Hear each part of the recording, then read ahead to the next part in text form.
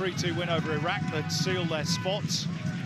Aniotis Kikianis and Luka Jovanovic, along with Alex Badalato, the scorers, in a 3-2 win. Congratulations to Trevor Morgan's team.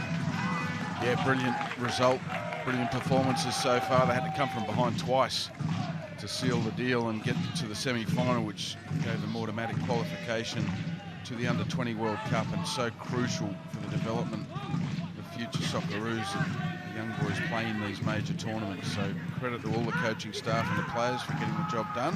Of course, they're still alive in the tournament as well, so they want to try and lift some silverware. Here's Abel Wallity with the first shot on target. Just routine for Ethan Cox, but he only needs half a chance, the young winger. Well, it's almost rinse and repeat from last week, Simon, against Auckland. Quality lively early, a couple of gilt-edged chances, couldn't put any away, and then, of course, Auckland got the result last week. Aloisi will be hoping for a different outcome today. There's Wallity again. And looking to slip on through, and Ethan Cox had to be brave. There was a little bit of contact with Botic, not away yet for the Reds. Recycled through Wallity, and Garucho's cross charged down by Zach Clough, and there was a bit of panic in the Reds' defence there. Yeah, there was. What a great moment for Western United. It almost falls fortuitously. Ethan Cox had to be very brave, get down quickly, and the chance went begging. Some good early signs for Western. So some early encouragement for those Western United supporters. Angus Thurgate about to deliver the game's first corner right in front of them. Plenty of aerial threat, plenty of air given on that one as well. And Dylan Leonard was first to it, driven through. And here's Wallity. And Adelaide somehow scramble it clear. Well, what great action. I think that's a huge save from Ethan Cox. I think he spreads himself beautifully here. You can see the wind just holding it up. I think it's Imai that gets in the way of that goal-bound header. I think Cox gets just enough on that strike to carry it to safety. Yeah, pressure building. I think you're right, Mossy. I think Dylan Leonard headed it into the back of Tomoki Imai. And then Ethan Cox having to be at his best to deny the follow-up effort. Good starts made by John Aloisi's team. Very good start on the front foot, pressing the ball high when Adelaide are in possession to win it back in their half. But they've learnt from lessons of last week. They need to take one of these chances. There goes the press again. Isaias gets Adelaide out of the first phase of it, but only momentarily perhaps. Take Russell with the throw. Nice little touch by Ibasuki. They look very sprightly in these opening stages, the green and black.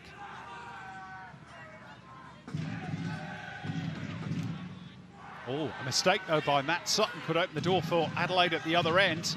Here's Archie Goodwin. Forgot to take the ball with him.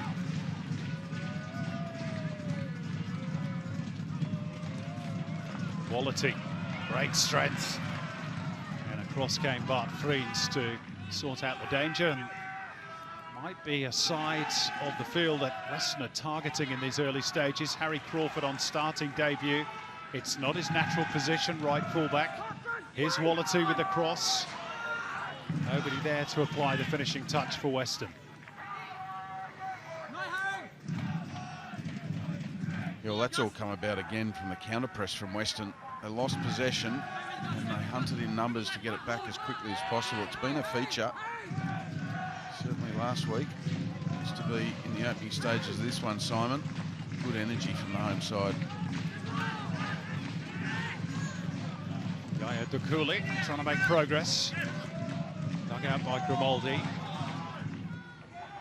And now Mork for Adelaide. The Reds with, once again, a bit of a makeshift back four. Mossy, Carl Veert pressing Harry Crawford, who's really more of a right winger, into service at right back because of Dylan Parias' illness and Ryan Kitto's absence, meaning Ethan Alagic has to continue at left back, and the greatest will in the world, even though he's played there before. Isaias is not a centre-back either. No, that's right. It's desperate times, desperate measures, I suppose, from Calvia. There's nothing against those three players you mentioned, all quality footballers, but just playing out of position.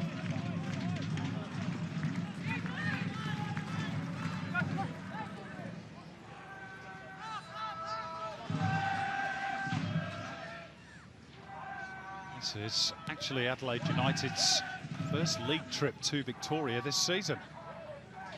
Last trip over the border was in the Australia Cup semi-final, which they lost to Melbourne Victory late on by the only goal. They've won just one of their last 7 trips to Victoria. It was against Western United, November 2023 in Ballarat. Cooley has his progress halted by a very well-timed challenge by Angus Thurgate. They'll be glad to have him back today after serving a 1-game ban for 5 yellow cards. Yeah, even with his right leg strapped like a mummy. Stake by Isaias. They went for the long-range effort. No problems for Cox. Yeah, he was a massive out last week. Again, no disrespect to Lawton, who came in for him. And Thurgate having one of those seasons really has been the linchpin, the glue, and the inspiration for his side.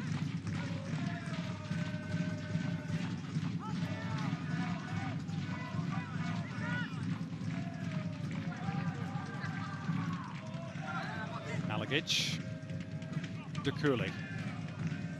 He's making consecutive starts for the first time since rejoining Adelaide United from Stade de Reims in France. And used largely by Carl Veert as an impact player off the bench. But again, those absentees opening the door. Helped on by Crawford towards Clough.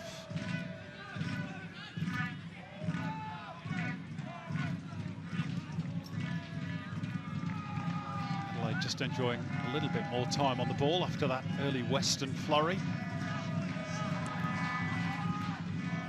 Yeah, they certainly are. Sustained possession, if you like, but the Western defensive structure is really not letting them go too far. Very organised in that 4-2-4 defensive formation, if you like. Bodic and Ivasuki pressing as a 2-pronged attack up front. White's not able to turn out of pressure. Malagic to keep the ball in play.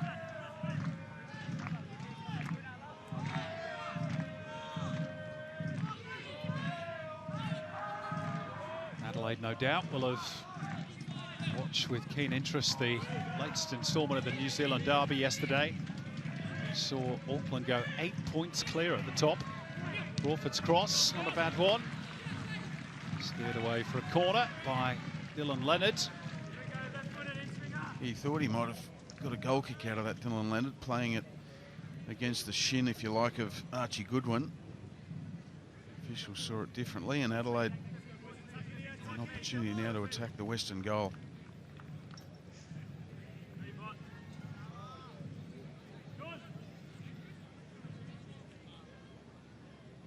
Ethan Alagic about to deliver what we expect will be the in-swinger towards the near post. Retrieved by Barnett. Ryan White. Back through Isaias. Left to De Cooley. Maybe to attack, take Russell on the outside and create the angle for the cross. Did find that angle. And the header at the back post. Way off target by Ethan Alagic. Yeah, Tate Russell does well here. He just defends a situation to the point where De Cooley then had to go for height on his cross rather than whip it hard and low with tail on it.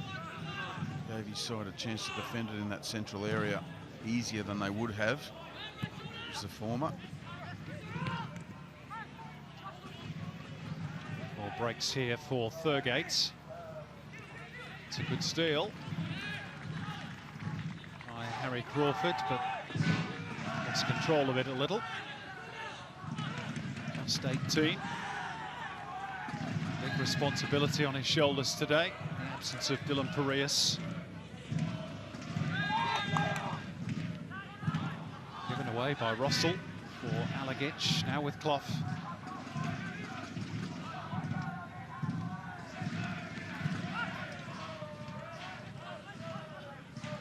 Bart Friends.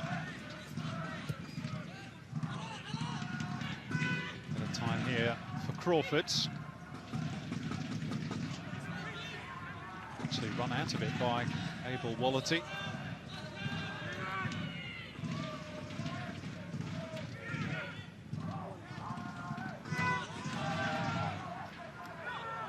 Suki. Crossfield for Russell, difficult one to control that. Did well. Imai.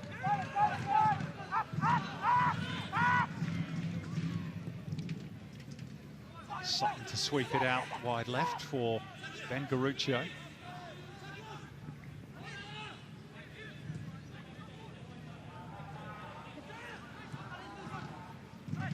Russell. Good run from Matt Grimaldi. Two strikers wait in the box. Here's Angus Thurgate slipping it through. Botic beautifully worked. But I think the flag's up. And at least for now, it's not going to count. Obviously, VAR will check. But did Botic just go a little too quickly? Well, this is wonderful. Yeah, he's offside. Yeah, great decision by the assistant referee. Wonderful little killer pass by Angus Thurgate. Botic's just going a touch too early, but you've got to give credit to the Adelaide defensive line as well. They held their line really well. A little warning sign fired across the boat. Here they go again. Wallity just overcooking that one for Ibasuki.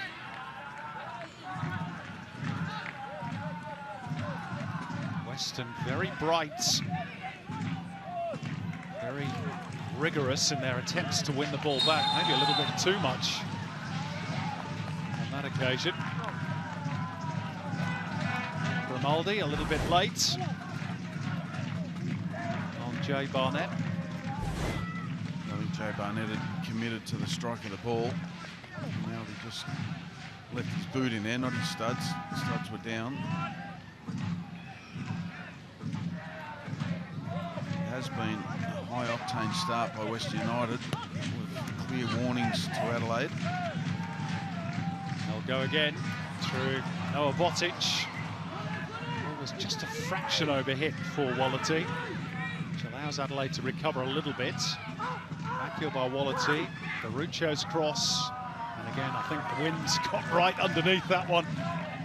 Took it sailing away from Noah Botic. Yeah, I think we can give Garuccio the get out of jail free card there, because his delivery is generally of a very, very high standard. Had good shape on it.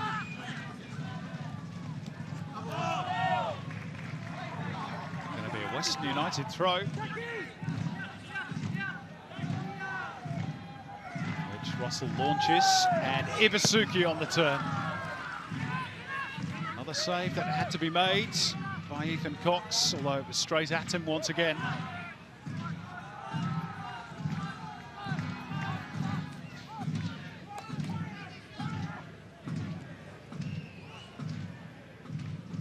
Been a surprise to you this season, a pleasant surprise perhaps, Western United, Mossy? Even if they are outside the six just at the moment, it's very tight near the top and they're well in contention. Yeah, they certainly are. I don't know if I'd call it a surprise because of the narrative from John Aloisi's coaching staff over the last sort of 12 months. So they're kind of delivering on what John's been talking about. It's great to see. They've obviously developing young players, giving them their opportunity. They've got good balance. John's got plenty of experience now. This is his 100th game. Called out earlier, Simon, for Western. And two good strikers. That always helps. Absolutely. And a midfielder in Thurgate who's having an incredible season. The best season I've seen him have in the A-League. Praise indeed. Here's There's Yaya Dakuli for Adelaide. They fashion a chance here. Alagic protected well by Ryan White, and he was looking for the return. It's all rather crowded in that area of the penalty box. Yeah, this almost turned out well for Adelaide. Plenty of bodies around the ball, but there was plenty of green shirts as well.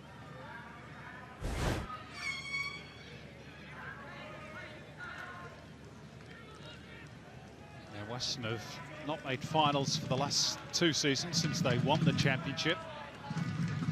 Undergone an extensive rebuild, of course, since then, and brought through a lot of good young players.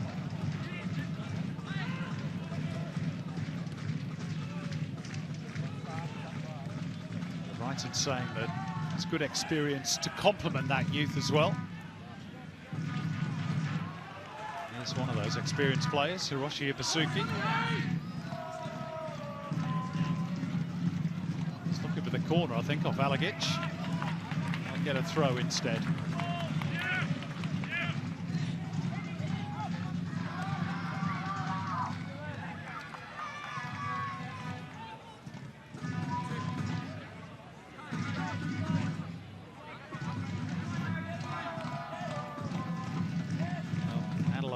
Ahead in terms of the number of duels won. And the possession stats as well. And I think in terms of chances created, look at the pace of Goodwin here. That's a pretty good outcome for Adelaide. Yeah, that probably tells a better story, or a more realistic story of what's happened in the opening 18 minutes. Yeah, it does. As I said, it's a little bit of rinse and repeat from last week's game against Auckland. We know the way that end result went. It was against the home side. So I'm sure they'll be very keen to take or turn one of those touches in the Adelaide box into a goal early on.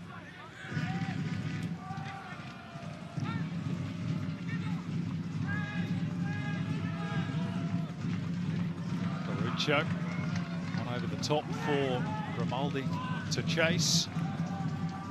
And he's got away from Ethan Alagic with ease. It's Matt Grimaldi still going. And firing wide in the end. It was an exhilarating run, though. Brilliantly crafted, but again, it's the final execution that's let Grimaldi and West United down. He's got to do better here. He's either got to get that on target, at least force a save, or connect with one of those two strikers, Bodic and Ibasuki, begging for the ball to land at their feet on the 6-yard line. Preferred today, that right wing roll to Riku Danzaki. And Grimaldi, he's got a couple of goals already this season. Also scored in that cracking 3-3 draw against Adelaide here at Ironbark Fields last season, but not on that occasion.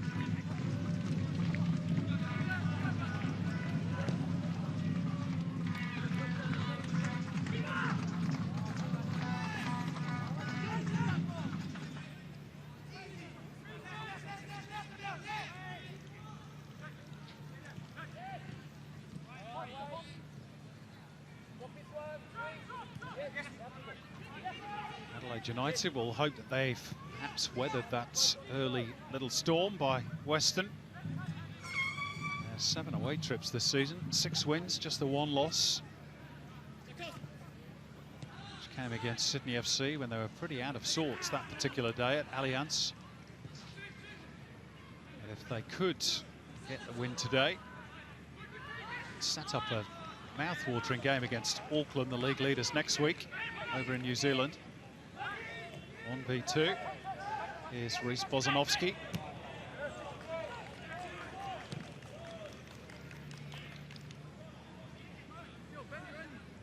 Dylan Leonard to get things moving for the green and black. Fergate.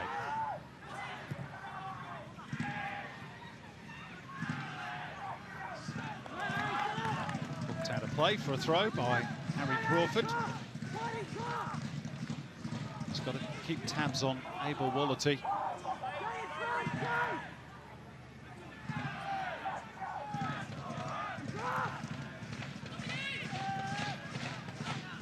Played by Archie Goodwin.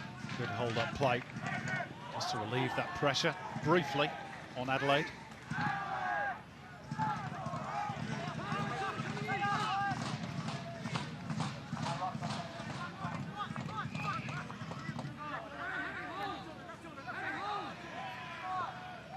Tate Russell's throw. Too heavy off the left peg of Isuzu. Get the feeling John Aloisi will be a little frustrated that his team hasn't yet got a reward for their good approach play. He'll also be mindful, Mossy, of a very interesting stats that I've picked up this week. Between the 31 and 45 minute mark of games in the A-League this season, John Aloisi's team has conceded 11 goals. So we'll keep our eye on that, and the game ticks past the half-hour mark. It's more than any other team in the competition by quite some distance. Whether that's concentration or something else, I'm not sure. Very interesting stat, that one. Adelaide have coughed the ball up rather easily again, though. Here's Angus Thurgate. Nicely disguised ball for Bozanovski.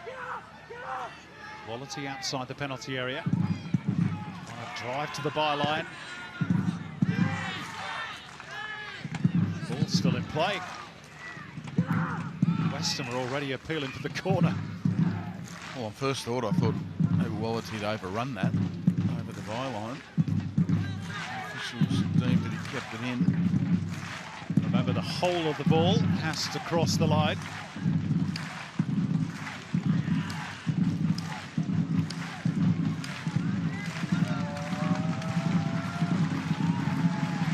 Circumference of the ball can still be within play, even if the base isn't.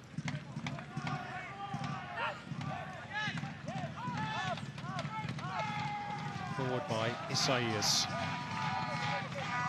Adelaide have had quite some difficulty playing through the first part of this press.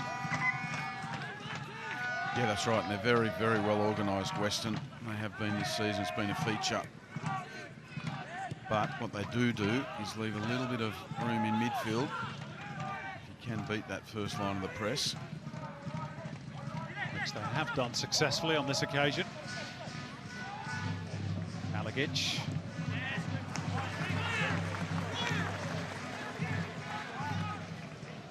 And there's the answer to that space that is left in behind the first line of the press, because they work oh so hard to get across.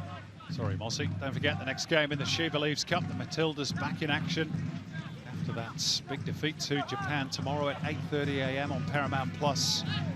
Up against the United States. Doesn't get any easier for the girls, Mossy. It certainly doesn't. It's going to be interesting to see the reaction when a coach like Tommy Samani calls the performance in that first game un-Australian. That has to spark a reaction, surely.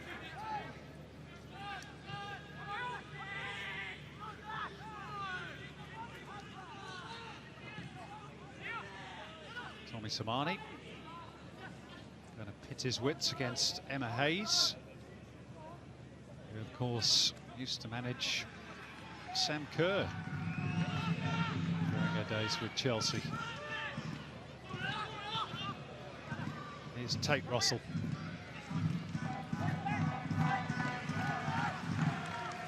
Grimaldi. Is Wallerty going to reel that one in? He is. Ibusuki at the near post. Clipped in and swept home by Noah Botic. And that one is going to count. And no mistake. What a run he's having. Noah Botic's stock continues to rise as he draws level with Joe Lolly on 9 goals in the Golden Boot race. And John Aloisi's team now do have their reward. Well, just watch this. Watch this and admire what would be on the Harvey Norman replay one of the team goals of the season, if there was such an award. That has come from the goalkeeper, from Matt Sutton. A sweeping movement using both sides of the pitch, some combination play, and that is the final touch right there from Noah Botic. Brilliant from Wallerty to pull the ball back into Garuccio, who finds Botic's run. That is a team goal of supreme beauty.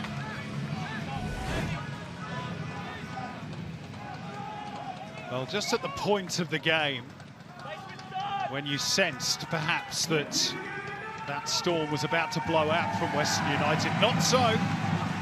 It's his 20th goal in the A-League, and he's now just 6 behind Besart Berisha on Western's all-time scoring list.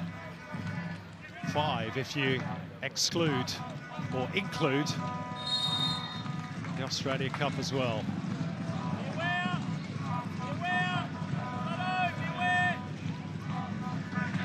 That's just a goal of absolute class. When you work on the training pitch, on your build-up, and you try and exploit the deficiencies of the opponent and their defensive structure, playing through the lines, using the width of the pitch, and then it's got to end up in the back of the opposition net.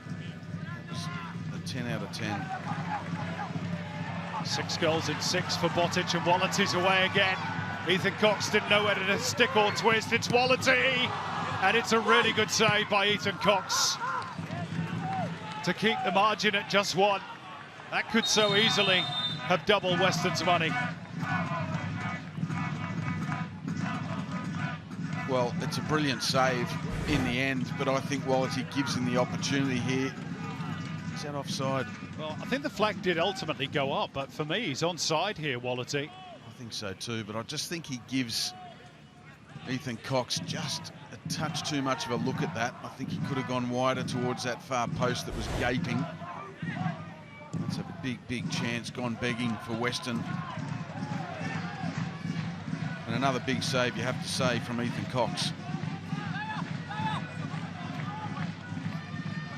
Continuing to keep James Delianoff on the bench. Actually got his spot because of injury to Delianoff. He's kept his place. Here's Wallety again. Well, the chances continue to rack up for Western. So he is consistent referee Gobful here, and I think that's for the handball there. And Ibasuki just bounces up into his arm.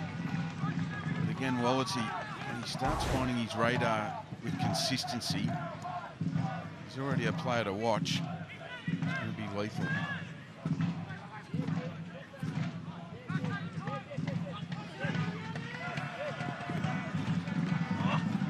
Down the line by Dekuli. Ball held up by Imai. They're just that little bit sharper at the moment, Western United.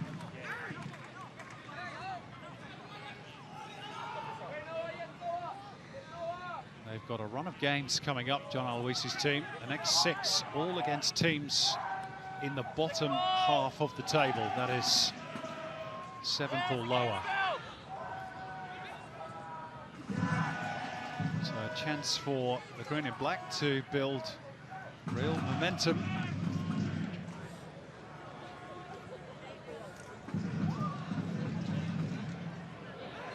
That was a good turn by Mork. A rather blatant trip by Rhys Bozanovski, which earns the game's first yellow card. Yeah, he certainly gets through a lot of work in midfield, Bozanovski.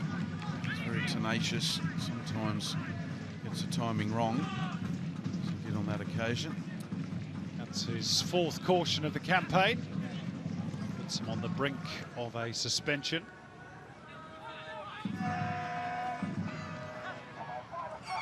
And we're into that little period that we talked about, Mossy. After the half-hour mark, before half-time, where Western this season have been just a little vulnerable. Let's see if that pattern repeats. That's a foul, though, by Barnett on Wallety.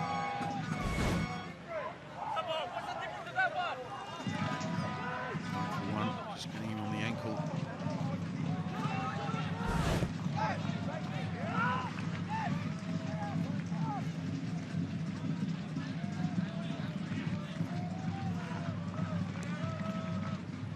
Garuccio, Bozanovski. Grimaldi's screaming for the ball.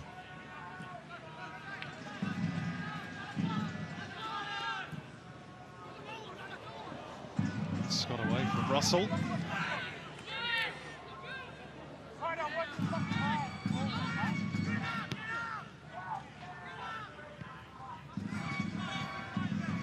Creeds.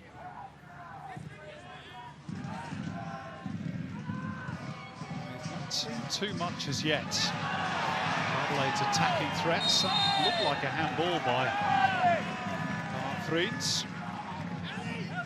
Ultimately, it's paid. I think the Dutchman agrees. He's going to get a yellow card as well for it, for stopping an attack.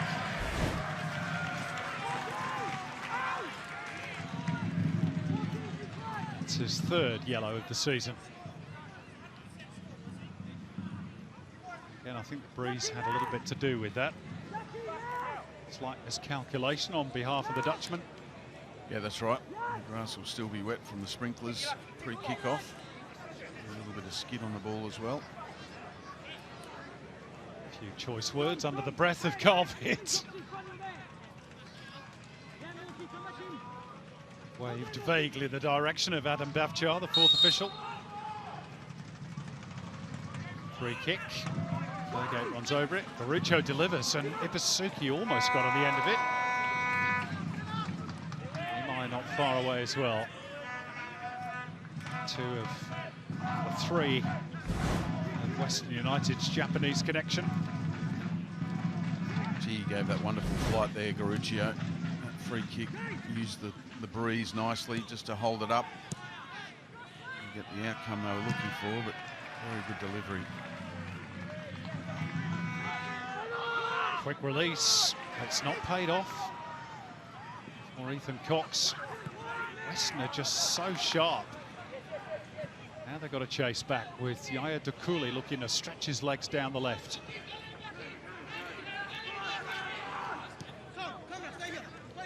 Alagic. White. Possession stats still pretty heavily in favour of Adelaide United, but the chances really have gone largely Western United's way. There we go, 10 shots in the first 33 minutes. Adelaide with just one in response.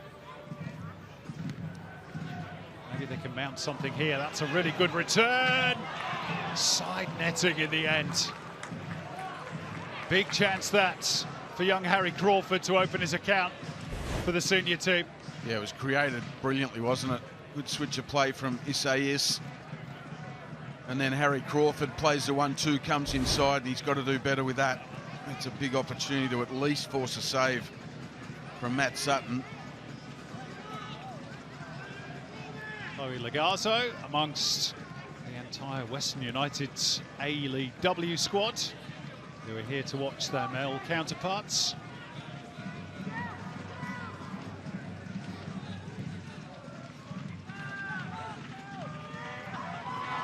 Good to see that solidarity between men and women. Backheel by Botic, and Wallity forcing another save out of Ethan Cox. Good save it was too. Very good. Not for the first time in this opening 34 minutes as well. What about the combination, the understanding between Noah Botic and Abel Wallity? Just on the same page, brilliant. Wallity could have had a hat-trick quite easily. And last week as well. That's what I mean by the rinse and repeat. You can see a rafting ball here. Isaias doesn't deal with it. Botic steals in, and then look at that. He just knows exactly where Wallity is, the timing of the run.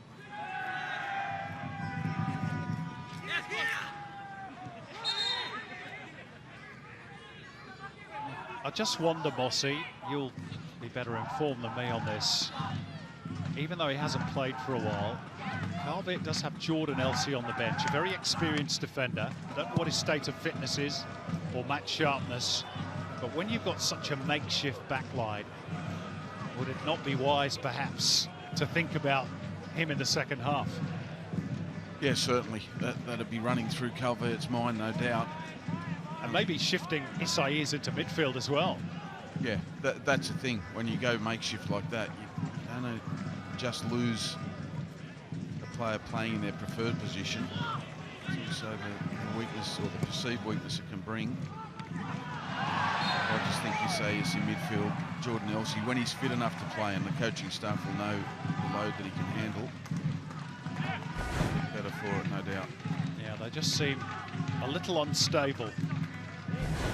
And to be fair to them, they've got so many players missing at the moment for one reason or another.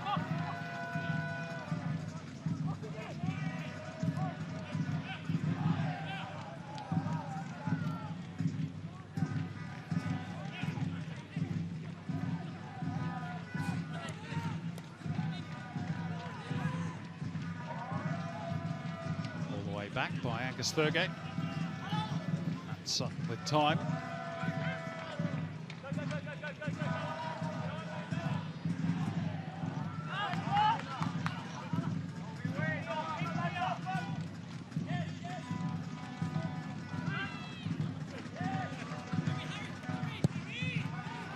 The Reds certainly won't panic.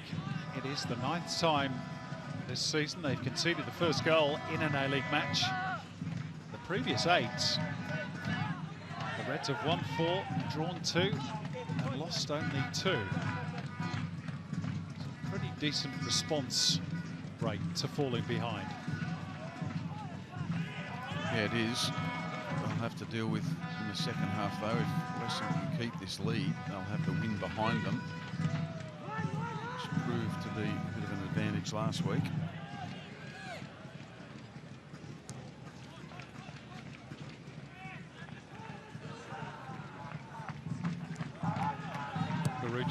Time to get the head up, and nobody tracking Iwasuki. Unfortunately for Adelaide, the ball was overhit.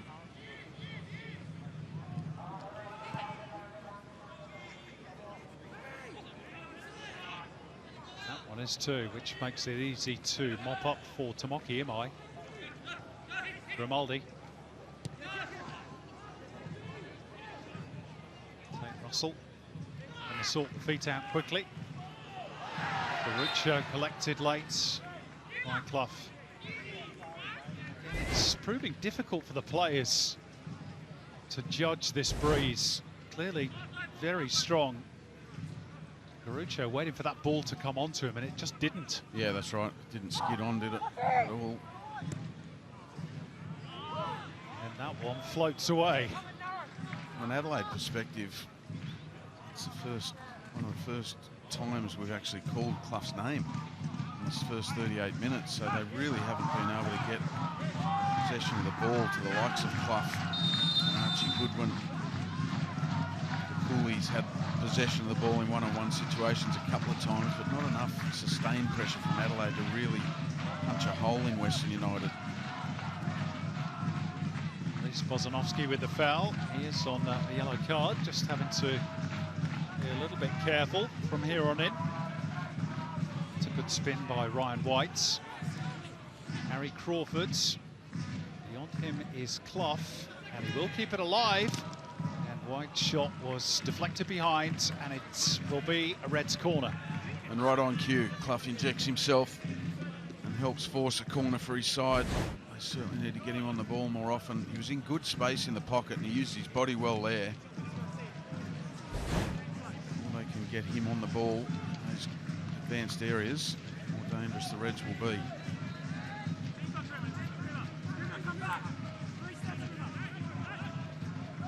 Adelaide's second corner, work shorts. Here comes the cross and slipped by Friends. And that shot count remains at 11-2 for the home side. I don't know about you, Simon, but you can see those shots on target 2-7-0, but Vreens needs to be careful. He's already on a yellow card. Could have been interpreted as a slip, could have been interpreted as trying to play for a penalty. Might be drawing a long bow, but he's walking a tightrope.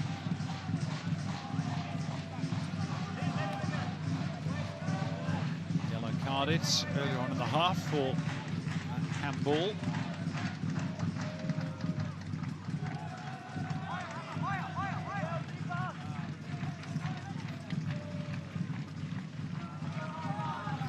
Here is Fritz. Isaias. Alagic. Dukuli. Ronaldo tracking back, but Dangling the foot in. And upending the Adelaide winger. Free kick. Well, the key there was to cool his starting position. He was level and outside Grimaldi, which allowed for his defender to play him in and he could break the line. Now they end up with a free kick in an advanced area.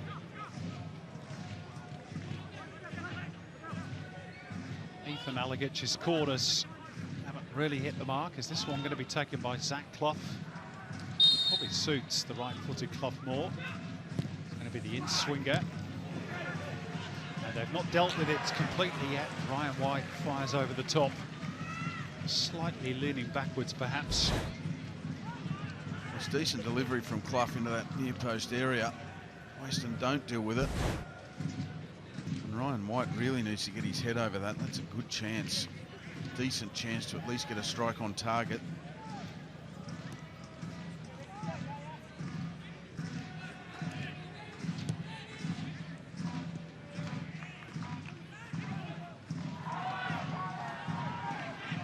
Got the ball. Harry Crawford's. Burgate in the way. Crawford again from long range.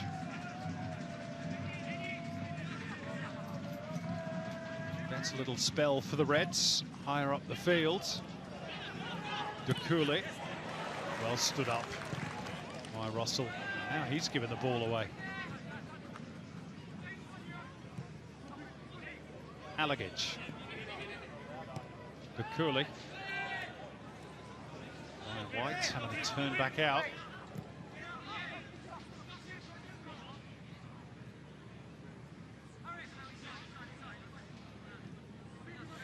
Everybody behind the ball for Western United. Alagic. It's better football by the Reds. Clough.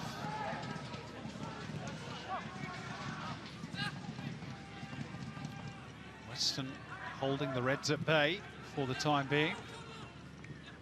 Defensive structure pretty sound at the moment. Hawk jabs it through. White's looking for Goodwin. Back with Ryan White.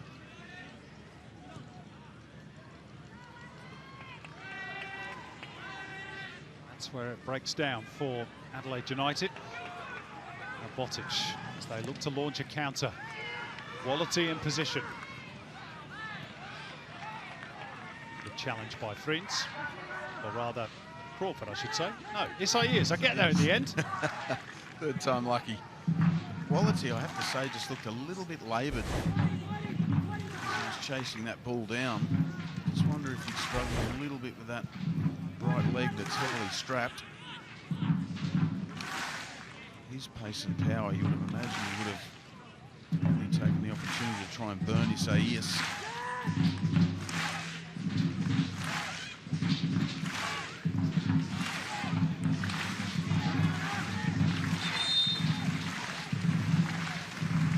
Well, it's not the biggest crowd of the season at Ironbark Fields, but trying to generate some noise. I'm sure most of them will be pretty encouraged by what they've seen. The cross fired in and Ibasuki only a whisker away, and it only needed a touch, really. It really did. I fear that he was just caught on his heels a touch here.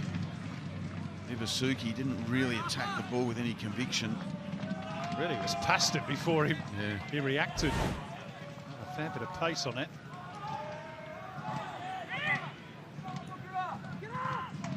Into the one additional minute at the end of the opening 45. It's been a good half though, Mossy. It really has. A feature of this half has been Western United's defensive structure and how much energy has gone into winning the ball back. Snapshot by Ibasuki. Ricochets away for a Western United corner.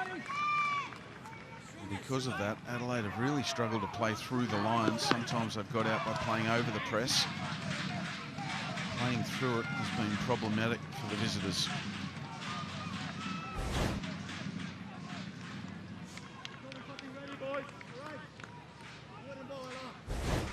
Isaias didn't know too much about it. This might be the last action of the first half. Garucho's corner.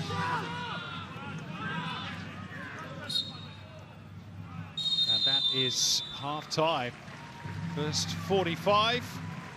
That has been dominated in terms of chances by Western United, and Noah Botic had the ball in the back of the net twice. Only one counted. The first ruled out for offside. The second at the end of a flowing move from one end of the field to the other. Abel Wallity might have had a hat-trick.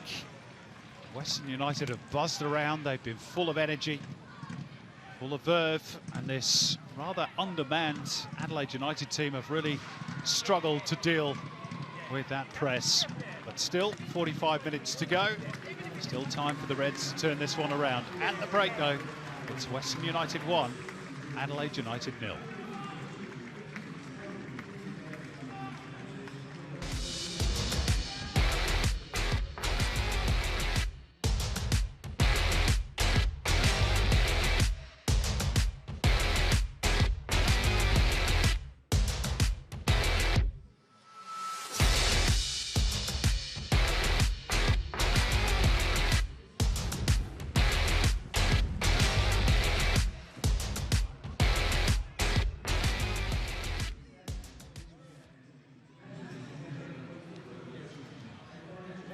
Break, hurry, hurry.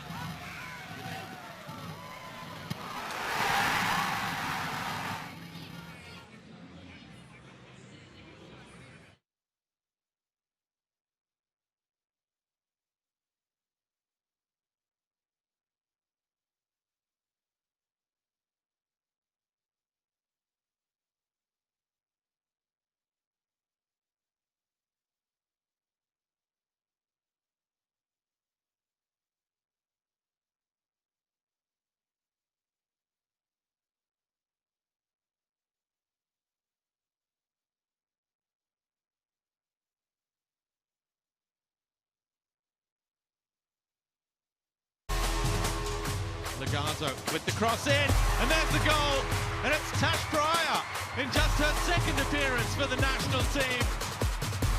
Gilnick shoots off the crossbar, and it's a first ever Matilda's goal for Sian Pryor. Briley Henry arriving at the back post, and she scores, and Briley Henry has her first goal.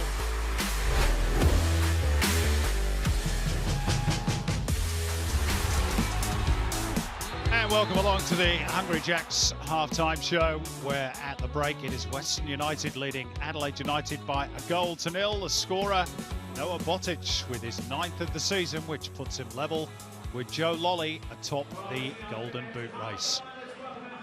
So as the fans enjoy their halftime cup of tea and pie, we can have a look at the Harvey Norman highlights, Phil Moss. And in an attacking sense, really, it's been all Western United.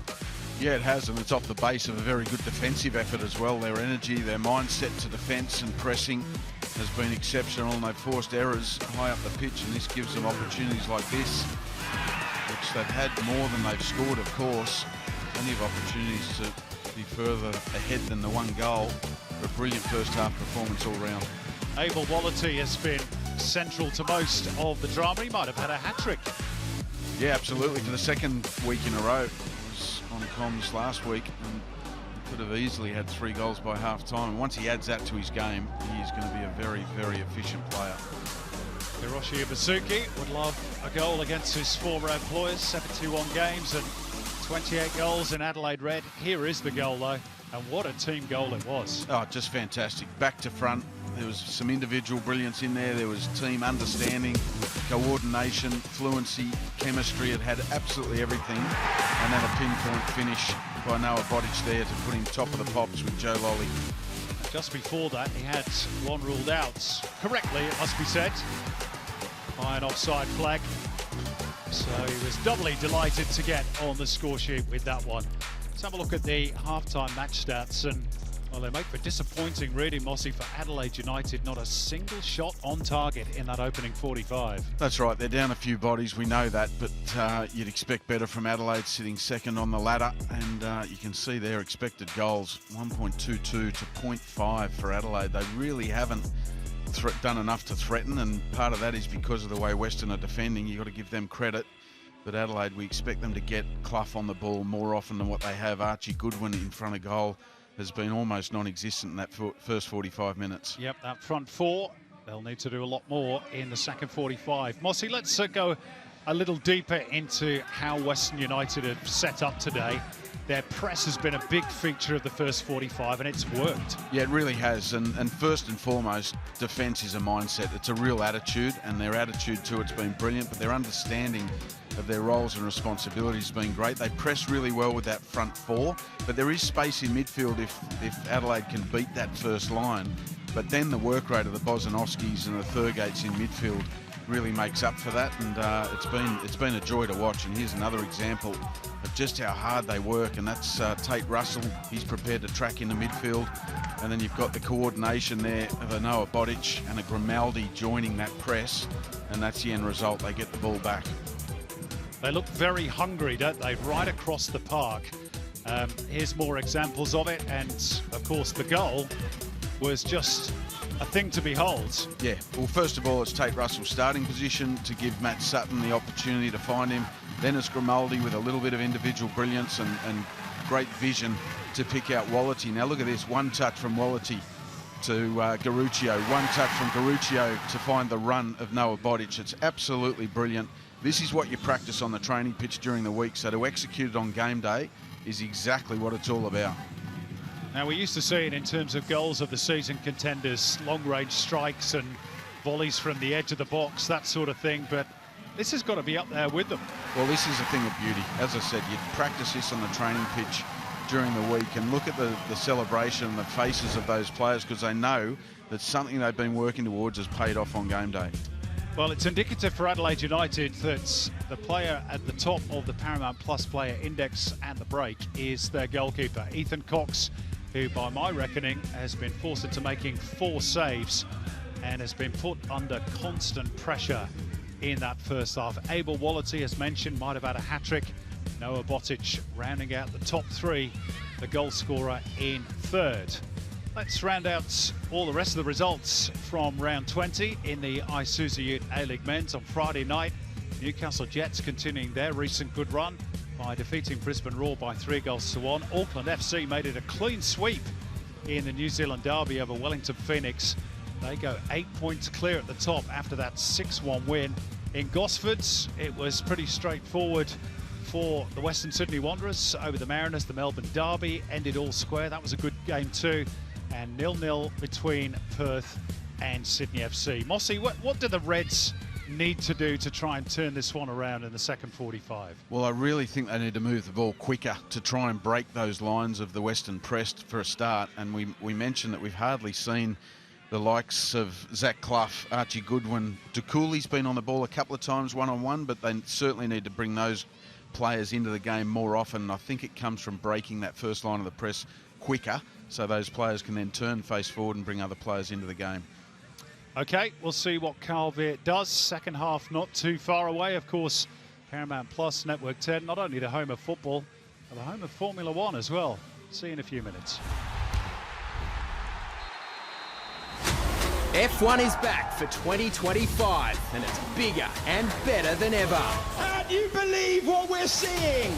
Max and Lando renewed their red-hot rivalry. Oh, they made contact! The King is sporting new colours.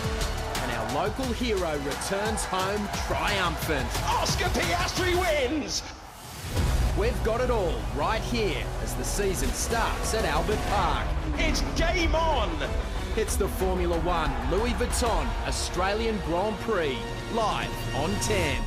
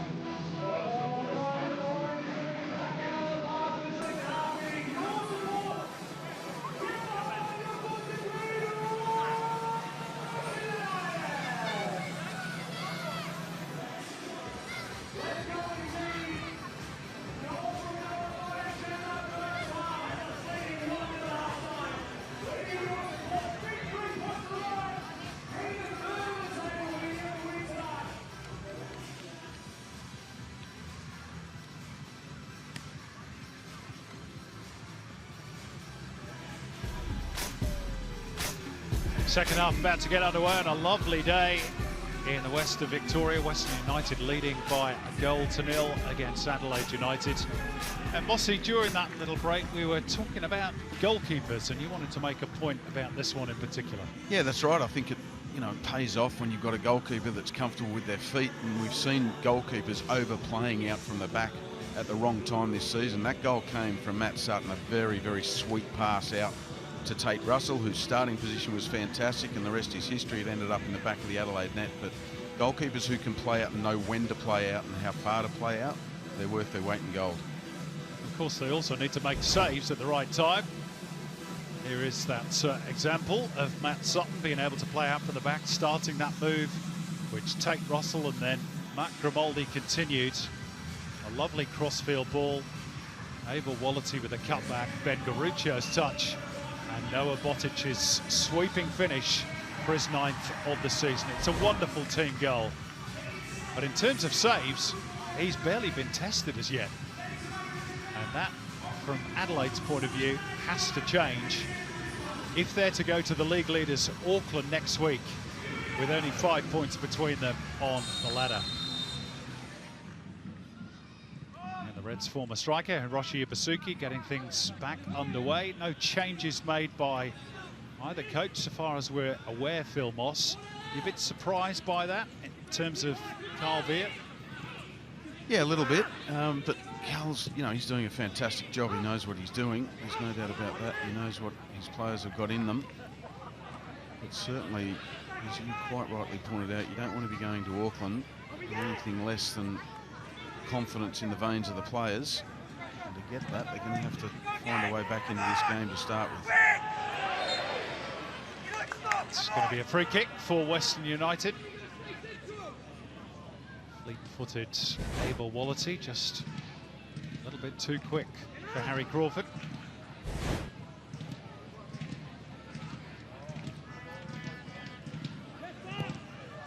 I don't think it would have been stripping paint off the walls at half-time for Carl Veer.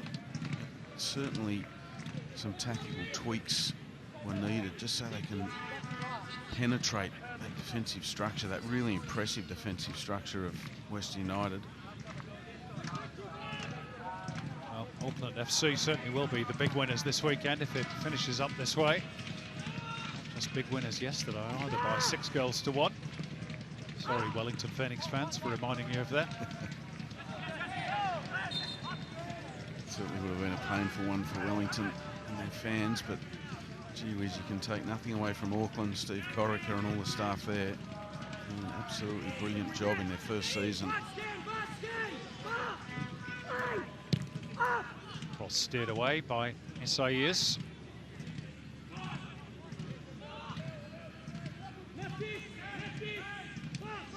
Bozanovski. Beautifully controlled by Grimaldi. Very deft football. Bozanovski sees his effort charged down, but what about that touch from Matt Grimaldi? Oh, it was brilliant, wasn't it? A thing of beauty. He just couldn't quite connect with that run. There's the ball from Tate Russell. Look at that. That is on a string, isn't it? He just couldn't connect with Noah Botic's run. Or as you dare say, it would have been a huge chance. First corner of the second half.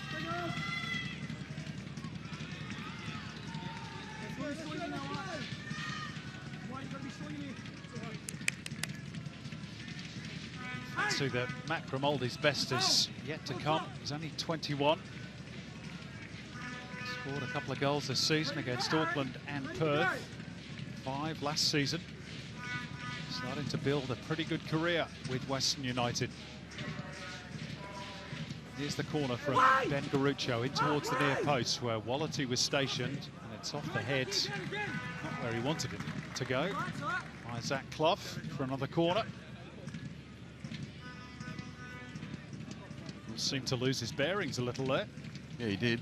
We've seen that once or twice in the first half with the wind. Garuccio, a bit more air this time, over the head of it. Tomoki Imai. Leonard's not able to connect at the back post either. Surprisingly, no one's really coming around that back post area for Western. It's a decent delivery there to be attacked.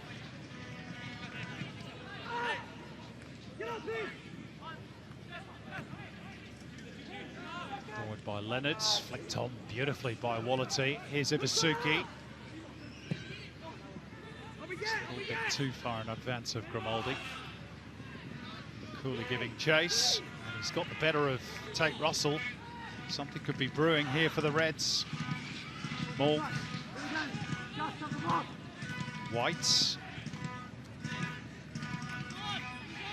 Just slowed the momentum there, the Reds, fatally so.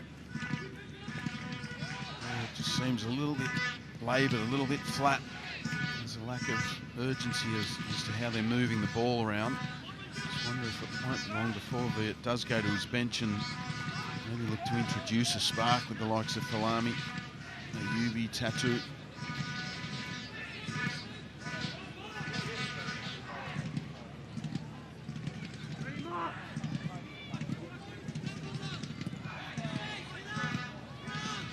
Alagic. Back through Isaias.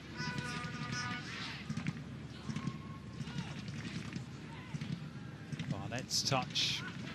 Again, Western United's structure is so strong. All the way back for Sutton. He wasn't about to take a chance, but it was great distribution up towards Botic. Loose ball, though, favouring Barnett. It's going to run away from Harry Crawford. It's all very comfortable for Western because Adelaide just keep playing in front of that defensive structure you mentioned, Simon. They've got to find a way to punch holes in it. I think that comes with movement of two things, bodies and ball. There just isn't enough of either at the moment.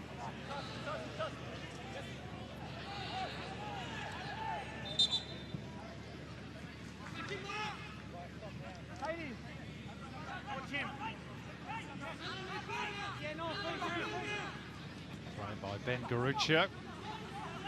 Bozanovsky. Russell. Steered it behind. It's the right idea.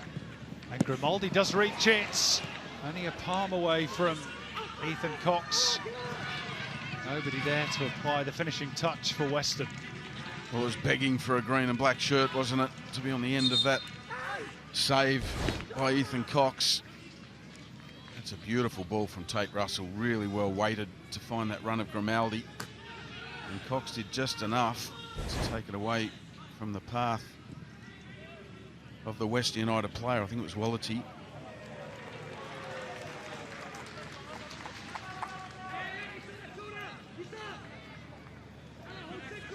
It's a real prospect, isn't he? Abel Wallity. Born in Ghana, but then moved to Liberia, arrived in Australia aged 8, and he didn't speak an awful lot of English. Says he's been welcomed as if it was a second family to him at Western United after an abortive spell in Denmark. Yeah, and it's a story that all young players should read, search it up on the internet, because there's some really tough lessons in Wallaty's journey so far, being away from home, homesick, opportunities seeming like they're open and then the door shuts very quickly. It's great to see him finding a happy place at Western. That story on aleagues.com.au, the official website of the A-Leagues.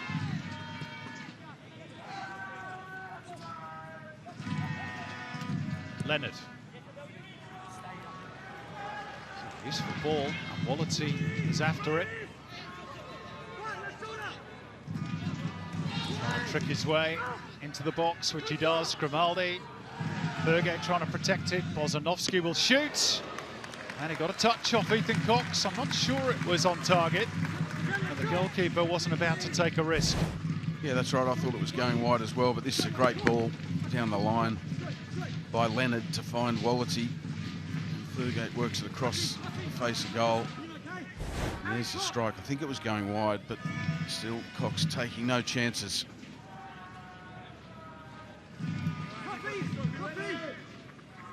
Western's fifth corner.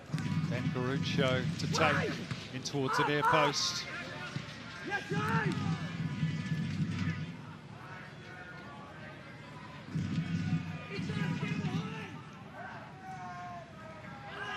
Tate Russell.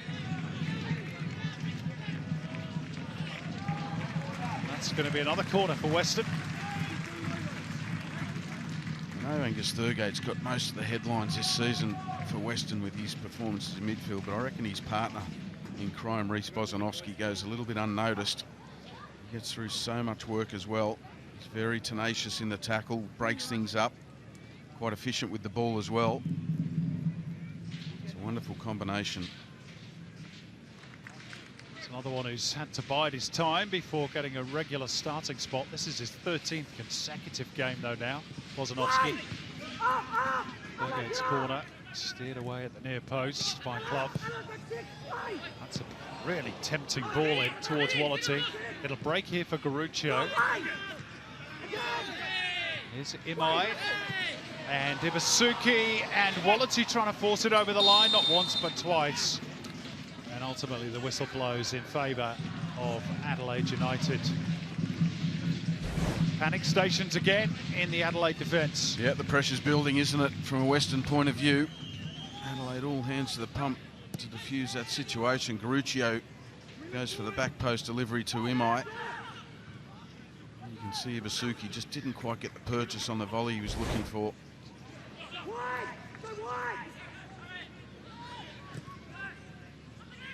Stefan Mork able to turn, tries to play it out in front of Zach Clough, but well tidied up by Dylan Leonard. Sent long, but accurately so by Sutton. And Wallaty's going to gallop after this one. Not quite successfully in this particular instance. Yeah, just was caught offside there, Wallity. What a beautiful knockdown in midfield. Grimaldi. Ball was rifled into him. Well, he's definitely offside, Wallity, but it's been given as just a throw.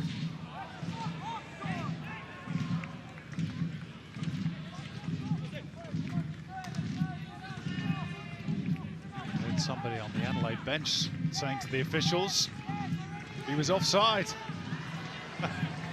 Given away carelessly. Here's Ibasuki. Oh, is that a trip inside the box? Yes. Isai is the offender. He knows Ibasuki so well, of course, from their days together at Adelaide United. Isai is complaining, saying it was outside the box. Let's have another look.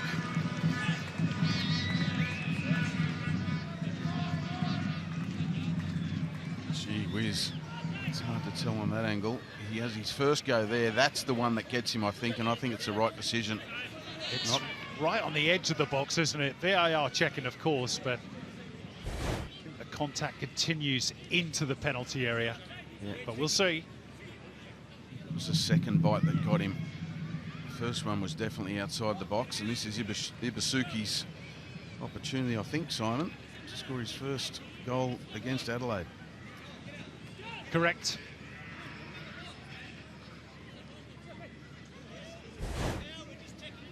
Let's have one more look at it from the side angle. There's that first little nibble, but I think it's the second one, you're right, Mossy, that takes him down inside the area. Yeah, it's a great touch from Ibasuki to bring the ball under control, and it's just there. He's about to wind up for the strike on his left foot. Isaias just drags him down. Penalty has been confirmed by Chris Griffiths-Jones in VAR.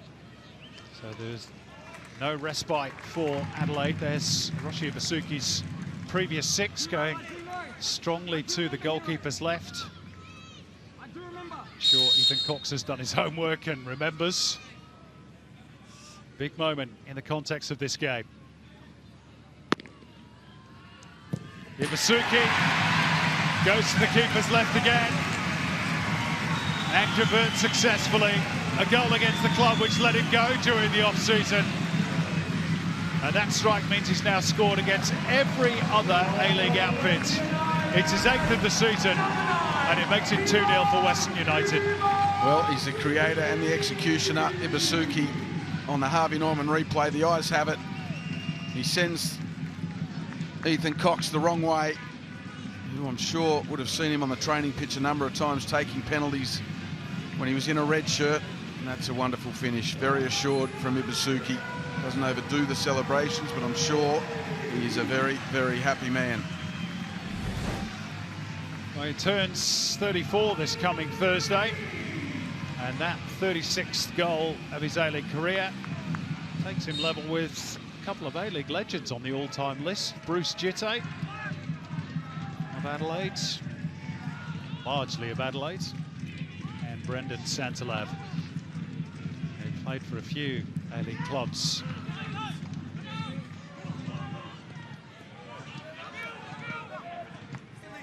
He's been a good acquisition to the A-League. He really has. I was one of those who was a bit surprised Adelaide let him go. He's certainly been a wonderful pickup for Western. Here's De Cooley. Adelaide needs some sort of response. They've been largely, I think it's fair to say, Mossy, outplayed so far today. With and without the ball, I think Western have put on a very, very good performance for the first 60 minutes of this game and deservedly hold a 2-0 lead where it matters most.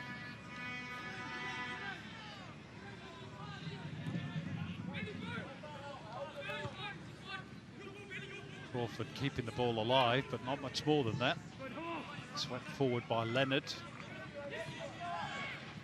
Back in fields by Friends, and then Jay Barnett completely lost where he was. Maybe just caught a bit of that dazzling sunlight that's shining through over the top of the stand. So far, a very happy 100th game in charge of Western United for John Aloisi. Up against his hometown club, of course. Yeah, so far so good from a performance point of view, and scoring 2 goals, but he will know better than anyone. 2-0 is that scoreline, isn't it?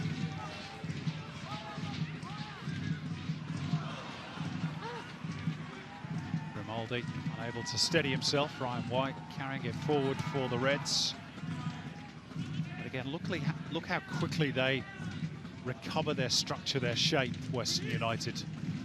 And Adelaide are quickly back on the defensive. Yeah, that's right, and that's what I mean by defence being a mindset and attitude. If it's not you getting back into your preferred role, it's someone else filling that hole for you, and that's understanding each other's roles and responsibilities and being prepared to do the hard work. Well, under half an hour to go. You'd think it's probably nearing the time when Carl Viet has to make a change. And he has got plenty of those attacking options on the bench that we mentioned in the first half. Palami, Ayubi, Tatu, even Luke Duzel as well.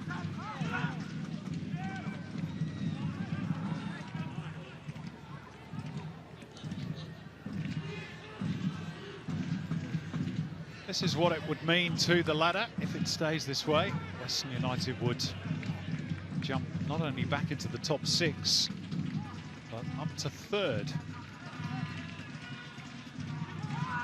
And Auckland would be the happiest club of all.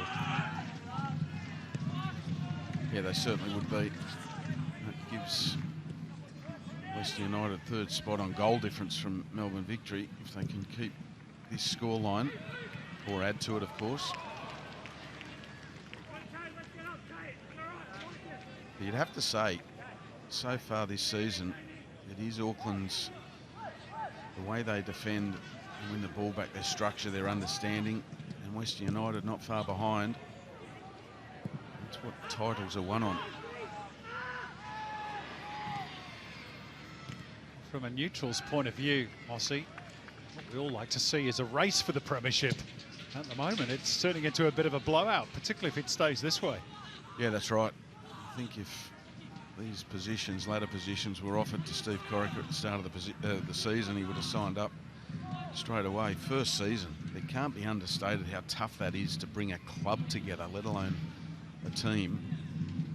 It's just been a remarkable story so far. Only 10 games to go for the top 2 after today. 8 points will be a big gap to reel in. There goes Wallerty, and well, it's the easiest decision of the day for Sean Evans. Probably a touch of frustration in this challenge as well, I think. Yeah, that's right. You can see it from Stefan Moore. He's certainly not that type of player, but he just knows Wallerty's got the pace on him.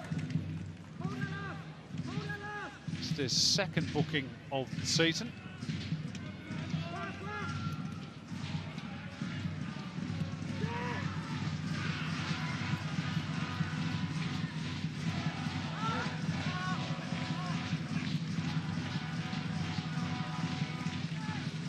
Leonard.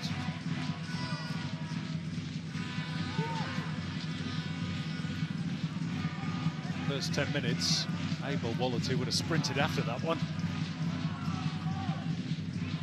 There we go. He's had the most shots and goal this afternoon as well. Top three, all belonging to the home side.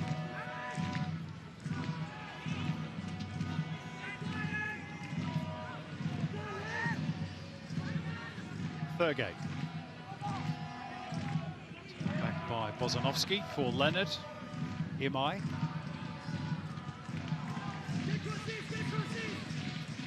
And sliding in was Ethan Alagic.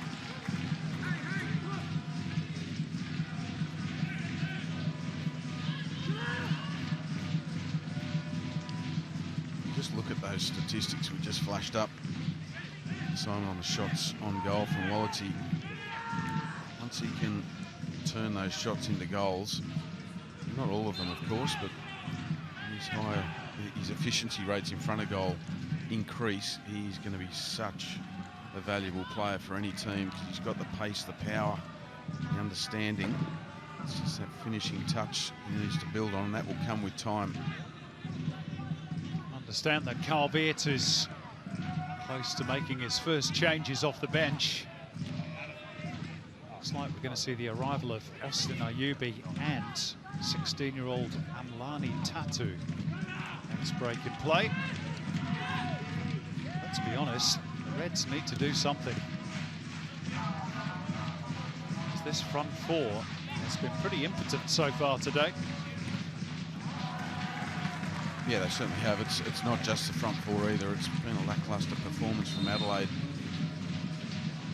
So the two meant to be replaced, Zach Clough, and we understand Archie Goodwin as well. Archie Goodwin so potent this season so far, but I don't remember him having a single opportunity so far today. No, not that I can think of, and now it's up to these two substitutes to have an impact for their coach. I'm told Archie Goodwin only had 6 touches of the ball in the first half. That's Erling Haaland areas. Sure, that's not the comparison. To One's Haaland. normally a goal, though, to be fair. Wallity. No foul by Crawford. Looking forward to seeing Amlani Tatu in particular. Got his debut off the bench against Newcastle last week, only 12 minutes, a little bit longer today. He's a young winger, very much in the mould of Nestor Irankunda, one of his heroes. Said he was also a big fan of Eldis Kamsoba. Spent a little time training with Adelaide's sister club PSV Eindhoven during the off-season. He is a big, big prospect.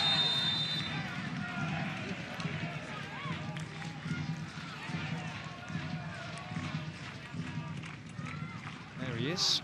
And watch out if he does manage to get on the score sheet for the backflips too. A la Irankunda. There's Austin Ayubi. A little bit more experience than the other change made by the Reds.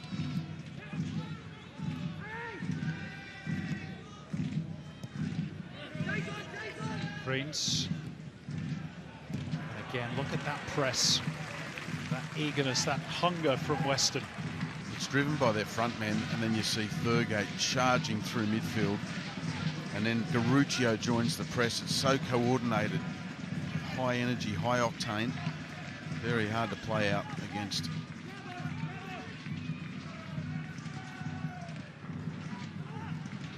And there are copious hours put into that on the training park and in the video room just to make sure everyone understands their roles and the cues, when to press, when to sit off.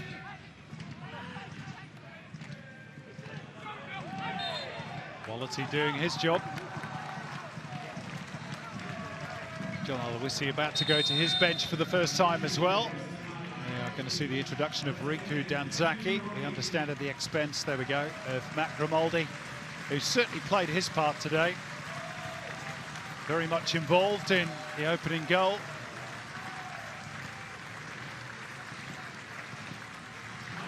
Very solid 70 minutes. Yeah, definitely. The only blotch on his copybook really this afternoon is that chance that he had in the first half. He could have done better, should have done better, got it on target. Good afternoon shift from Matt Grimaldi.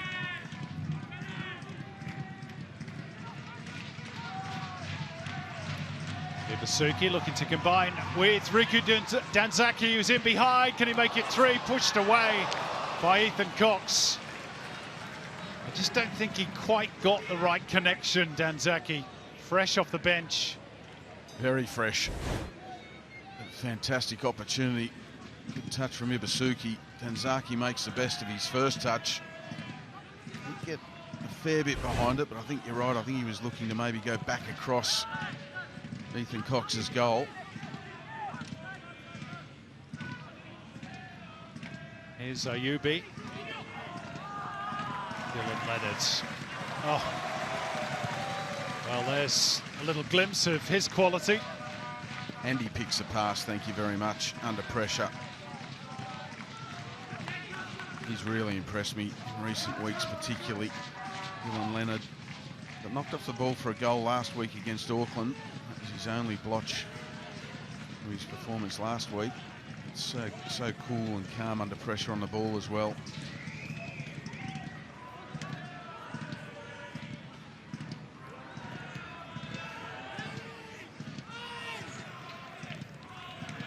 There's Hayden Fox, part of the Socceroos coaching staff, watching on. Luke Trunny to his left as well. I'm sure Hayden Fox, being a central defender of some repute back in the day, will have been impressed by that little manoeuvre from Dylan Leonard. Keeping an eye on all these promising youngsters for the national team.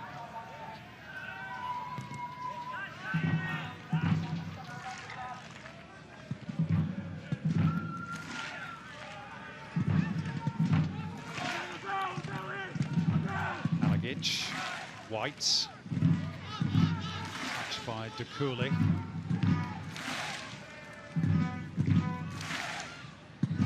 Prince.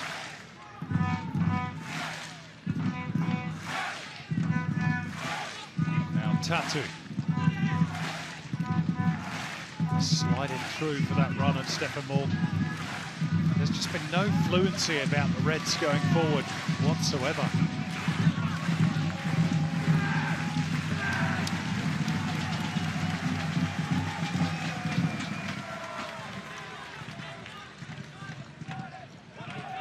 Trying to turn. There was a foul there by Abel Wallity.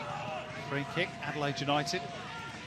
This might be their best route to goal, set piece. That's right, but that's a penetrating pass. That's actually broken the lines, and that's what I mean by ball speed. Good pass from Isaias into the feet of Wallity.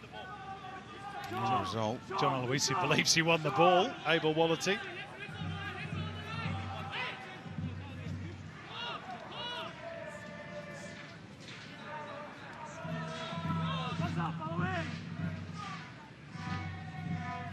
This breeze, I'd be tempted to have a crack on goal, but Tatu tries to curl one in instead. Out it pops for Jay Barnett. We've got good contact on that. And it left Reece Bozanovsky somewhat winded.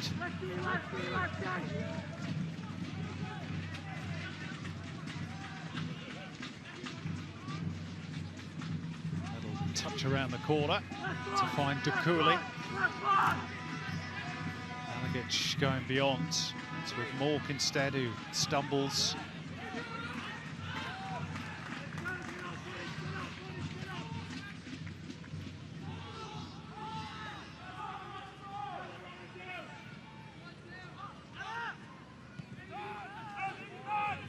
Ayubi.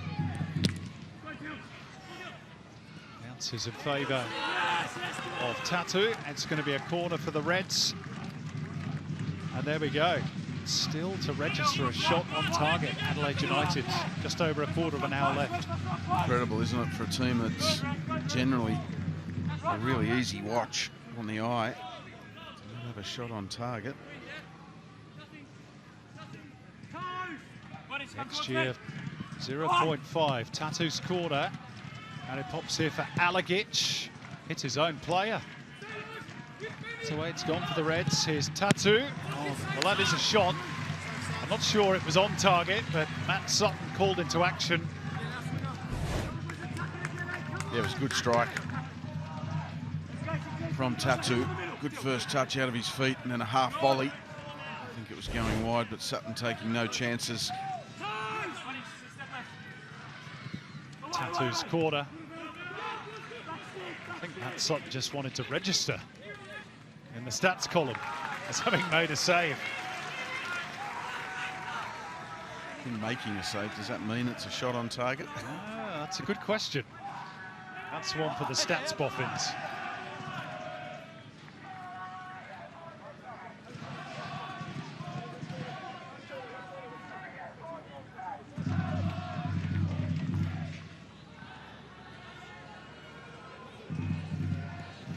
I'm told, Mossy, that according to Opta, who do the A-League stats, that does not count as a shot on target, even though he made the save. Probably good to hear because the target is the target. Yeah, true.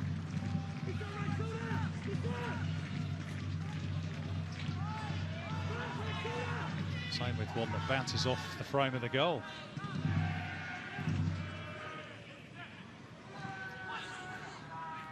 It's close, but no cigar.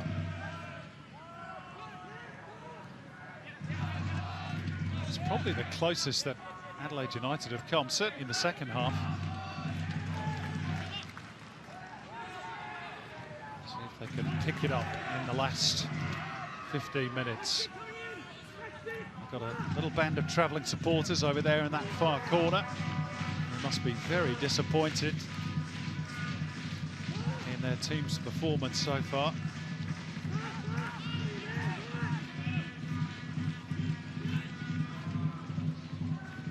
Slip by Botic.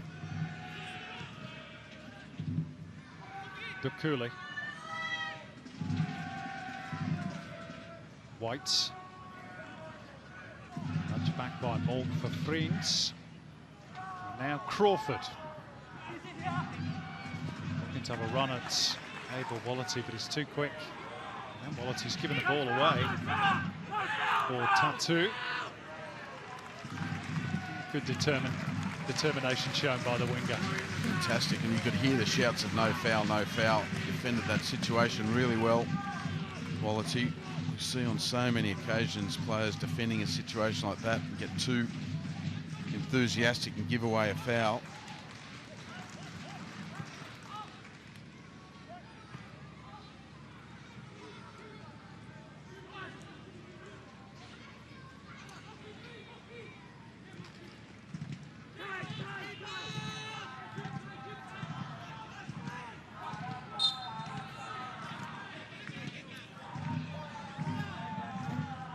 Western United's next 3 fixtures away to the Central Coast Mariners.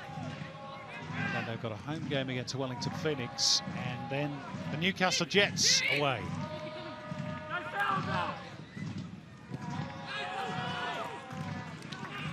Paper, 3 teams in. Bottom 5, all winnable games for Western.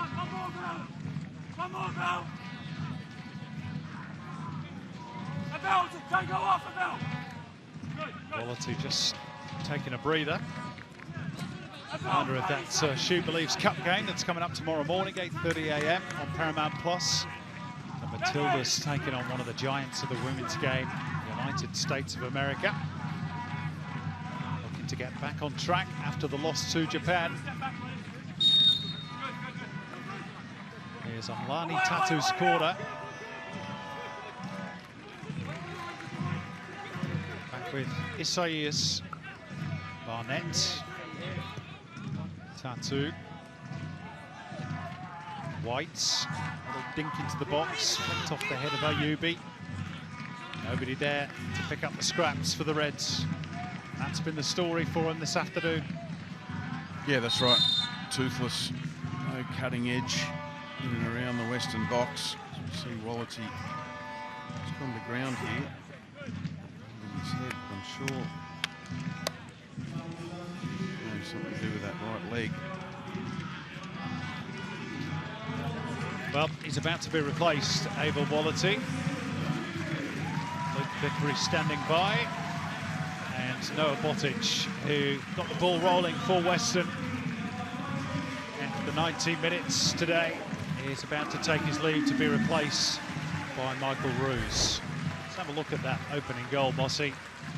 Beautiful move, which culminated in Bottage sweeping the ball in. Yeah, that's right. Well, the vision tells you the story there. The finishing touches, what we didn't see, which we did at half-time, was the build-up to it. It was just a sweeping movement from back to front, side to side. Players involved, 1- and 2-touch football. A brilliant, brilliant goal. And he's been good today as well, Abel Wallity, not just in an attacking sense either, but he's not shirked his defensive duty. His work rate has been phenomenal today. You can see him growing week in, week out with more and more match minutes. I think he's a player that's going to have a big bearing on how Western go at this back end of the season. Here's a left field question, Mossy. Auckland well clear, it certainly will be if it stays this way at the top for the Premiership. Western United are smoky for the grand final. Well, what I'm seeing, why not? You know, they look so well organised defensively, and as I keep saying, that's what wins you titles. Goals win you games. And that's probably the question mark is, you know, can they score goals at the back end of the season when the pressure intensifies? They've certainly got two good strikers in Bodic and Ivasuki.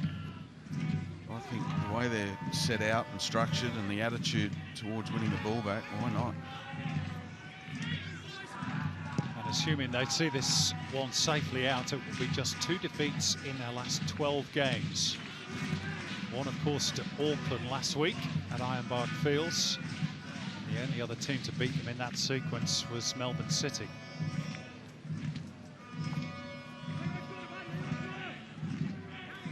He's building something potentially very special at Western United, John Aloisi.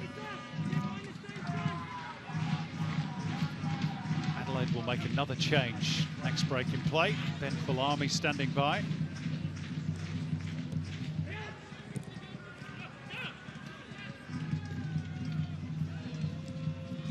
Adelaide's managed to get through the first part of that press this time.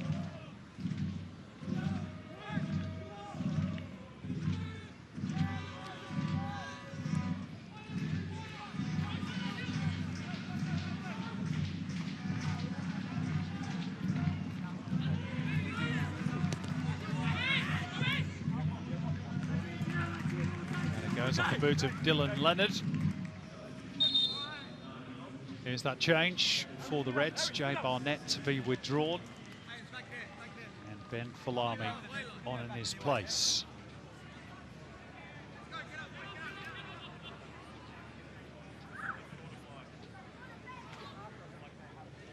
Shows really just how undermanned the Reds are at the moment. Only 2 recognised midfielders that they've got on the field, Mossy, Isaias and Alagic, and they're both playing in defence. Yeah, that's right. Given that they're so high up the table, it's amazing, isn't it, really? At some point in time, when the depth is tested to that degree, it does catch up with you. I should say central midfielders. I mean, Stefan Mork, technically an attacking midfielder.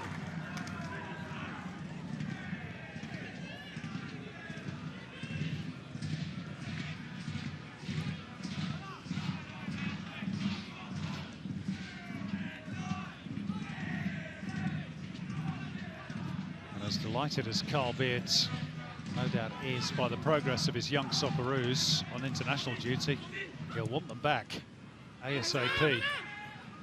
Awkward one for Russell here. Dug out by Stefan Mork briefly.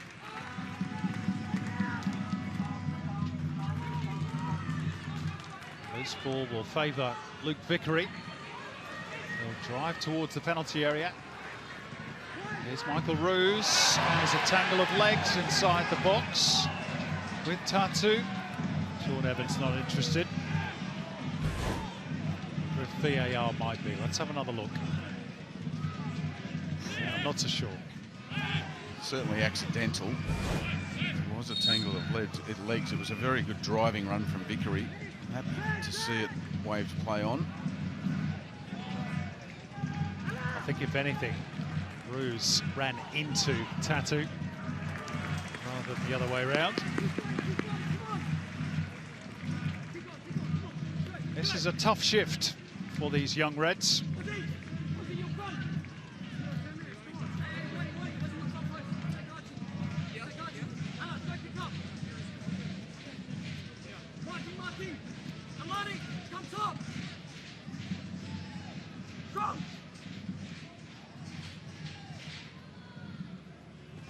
Corner for Western United. Thurgate's delivery off the head of White. Swing and a miss by Crawford. Moki Imai winning the ball back for Western.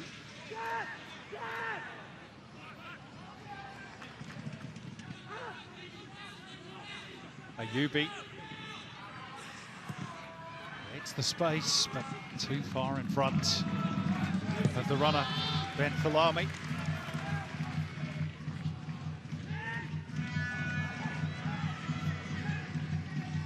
Mistake by Isaias.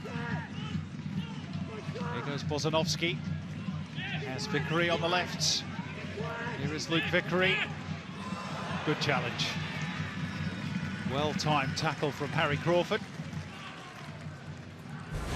That's a really good defender's challenge there from Crawford. He stays on his feet until he knows he can win that ball. Doesn't fall for the step over.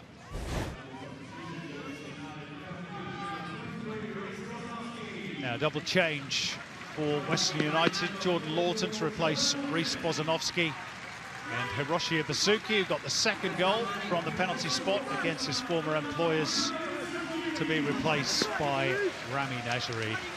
And again, both players faultless this afternoon, Mossy. Yeah, absolutely fantastic. I think everyone for Western's really put a good shift in today. Of course, the game's not over yet, but those two players, Bozanovsky for me in midfield, as I said, probably doesn't get the headlines he deserves. Ibasuki's such a fantastic platform up front.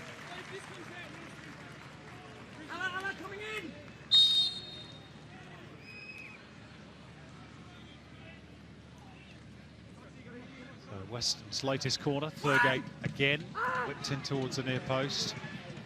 Set up through Garucho, Lawton, Danzaki. Oh, and it's gone through the legs of the goalkeeper. Ethan Cox, who's been so good under such pressure.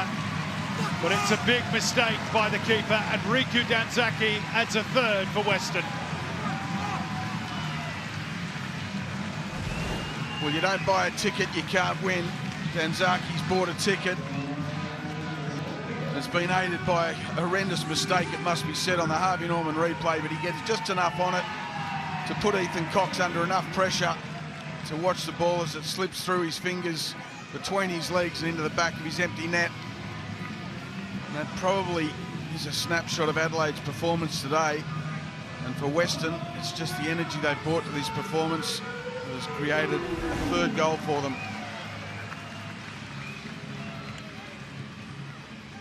Well, that's brought about another double change. It's not going to affect the result now, but Jordan Elsey is on for his second Reds debut, his first appearance in 4 years for the club as he starts his second stint with the Reds. Riku Danzaki has goal number 14 in the A-League. And also on for the Reds is Luke Dizelle, Yaya Dakuli and Isaias, the two players replaced for Adelaide.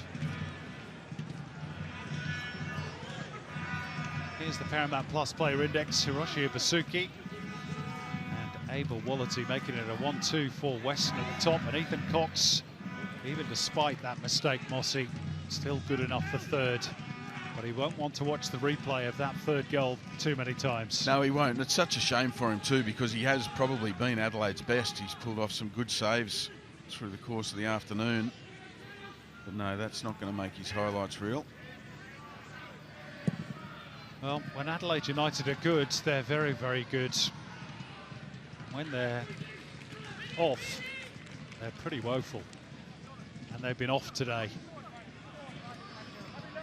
Yeah, they certainly have. Even Calvert's been a little bit quiet on the sidelines.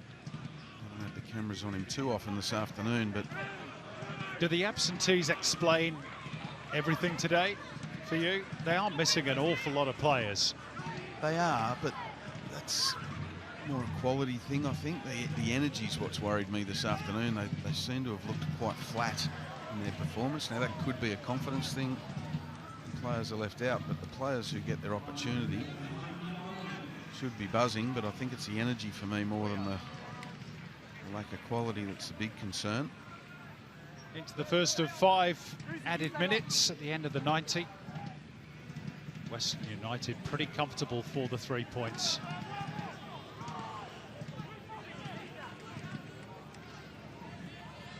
A win which would represent only their second home win over Adelaide in 8 attempts.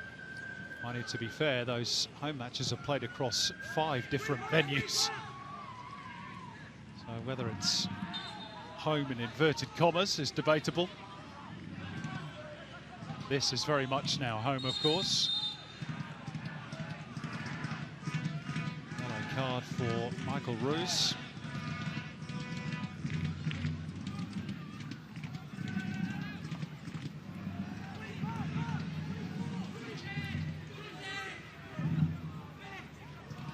Adelaide perhaps find some late consolation.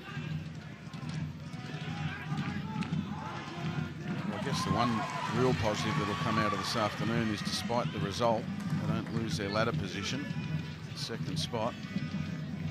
It certainly does bring Western breathing down their necks, as well as Melbourne victory. Just a couple of points behind them. Well, Carl Veert will certainly hope at least some of his absentees are back for the trip to Auckland next week. No Luki Ivanovic, Johnny Yol, Panayotis Kikianis, Fabian Taladera all the way with the young Socceroos. Javi Lopez out with a calf problem. Panash Madanya with a hamstring. Young Bailey O'Neill is still doing individual training. Reserve keeper Max Vartuli's got a finger injury. Dylan Parias is ill. And Ryan Kitto's got a hip problem. It's quite a lengthy list. It is a casualty ward, isn't it? Western looking to put a cherry on top. Luke Vickery not quite able to steady himself. He'll get a corner though. And the good news too, Simon, as we just see that replay, Nazarene setting up Vickery for that chance from which they get a corner. The good news is those young boys come back from the 20s buzzing, qualified for a World Cup now. They're still in a semi-final. They could still win some silverware at this Asian Cup. That should bring a renewed energy back into the squad.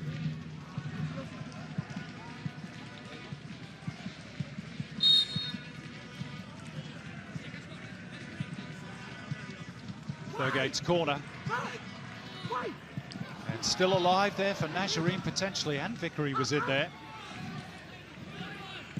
Driven back in by Tate Russell and seen behind for another corner off Jordan Elsey. And Adelaide really looked like a team for whom the final whistle cannot come quickly enough.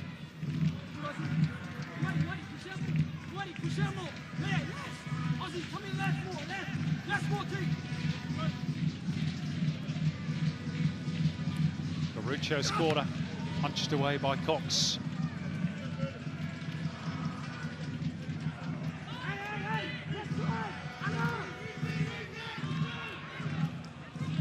I don't think it can be understated what this can do, this performance can do, because it's been an overall performance from Western. They've dominated both halves, and yes, you can say Adelaide have been disappointing, but Western have played their part, completely dominated their visitors. It's lovely invention by Ben Garuccio. Thurgate's ball in, it pops out here for Roos. And Russell, oh, and it grazed the outside of the post. And they were that close to a fourth. That's fantastic technique from Tate Russell. You could see he had to delay his run, to stutter it, waiting for the ball to come down, and then he fairly laces it. Beaten only by the woodwork.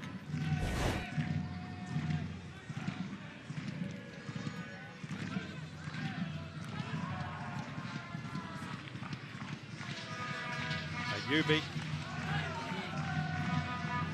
Showed good strength initially. They might still break the Reds' way. Tatu. And again, look at the hunger. There was 4 Western United defenders within range of Amlani Tatu, and it ends up in a goal kick. That energy has been there from the first whistle. And no doubt John Aloisi and his coaching staff will be cutting, slicing and dicing the footage to reinforce the great work their players have done this afternoon. Well, John Aloisi's 100th game ends in victory. Western United back up to 3rd as they win for just the 3rd time at home this season. And they were good value for it. The Reds second best in every single department today. They slumped to back-to-back losses, and it's just their 2nd defeat on the road this season. The gap at the top remains 8 points, and it's now Auckland's premiership to lose. They host Adelaide next week, and they'll need a much better performance than this one, the Reds, if they're to take anything from the league leaders. Ethan Cox apologising for his mistake, which led to that 3rd goal scored by Riku Danzaki. Before that, Hiroshi Masuki had converted from the penalty spot after he'd been fouled by Isaias in the first half. The goal of the game, really, a real team goal scored by Noah Botic. All in all, a very comfortable 3 points for Western United. Full time at Ironbark Fields. Western United 3, Adelaide United 0.